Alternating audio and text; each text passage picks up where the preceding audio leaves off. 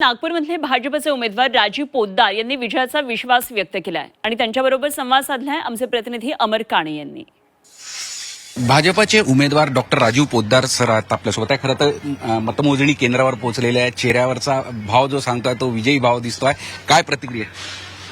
निश्चितपणे या निवडणुकीमध्ये एक अभूतपूर्व विजय, एक मोठा विजय, अविश्वसनीय असा विजय हा या निवडणुकीमध्ये मला मिळणार आहे आणि यापूर्वीचे सगळे विक्रम मोडत एका नव्या विक्रमाची नोंद आज या निवडणुकीच्या निकालाच्या निमित्तानं होणार आहे। 582 महायुतीकडे मत आहे, किती मतं मिळतील? कारण की तुमचे दावे तर अगदी 650 पर्यंत आहे।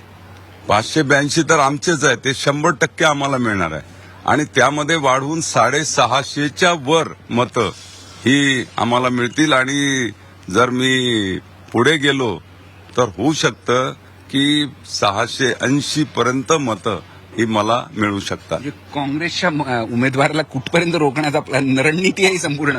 काँग्रेसचा बुरुज पूर्णपणे ढासळलेला आहे आणि काँग्रेसची अवस्था ही वाईट आहे आणि त्यामुळे लोकच आमच्याकडे आले, त्यांनीच म्हटलं की आता आम्हाला विकास कामं करायची आहे, आम्हाला त्या ठिकाणी नगरपालिकेमध्ये चांगलं काम करायचं आहे आणि त्यामुळे भविष्यामध्ये चांगलं काम करायचं आहे या आधारावर अनेक लोकांनी मला मतदान निश्चितपणे केलेलं आहे। मुख्यमंत्र्यांची होम पिच, त्यामुळे तुफान बॅटिंग राहील आणि यावेळेला सगळे विक्रम तोडले जातील।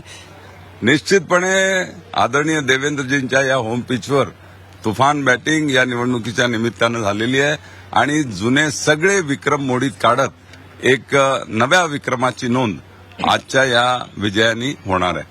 कार्यकर्ते जमायला सुरुवात केली, म्हणजे आज जल्लोषाची पूर्ण तयारी, ढोल तसे पोहोचलेले सगळे। जल्लोषाची पूर्ण तयारी आहे नागपुरातही। मी आपणालाही त्या ठिकाणी विनंती करतो की आपणही या त्या ठिकाणी स्वागत लॉनमध्ये सगळ्यांना आपण बोलवलं आहे, एक गेट टुगेदर ठेवलेला आहे, त्या ठिकाणी जल्लोष होईल आणि त्यानंतर माझ्या होम टाउन कळमेश्वरमध्ये सुद्धा मोठा जल्लोष करण्याची तयारी कार्यकर्त्यांनी केलेली आहे। पोद्दारांना जो विश्वास आहे तो विक्रमी विजयाचा आणि त्या दृष्टीने त्यांनी तयारी सुद्धा केलेली आहे आणि त्यांच्या चेहऱ्यावरचा आनंद सुद्धा दिसून येतोय। झी मीडियासाठी व्हिडिओ जर्नलिस्ट सत्नशी सातपुतेसह अमर काणे, नागपूर।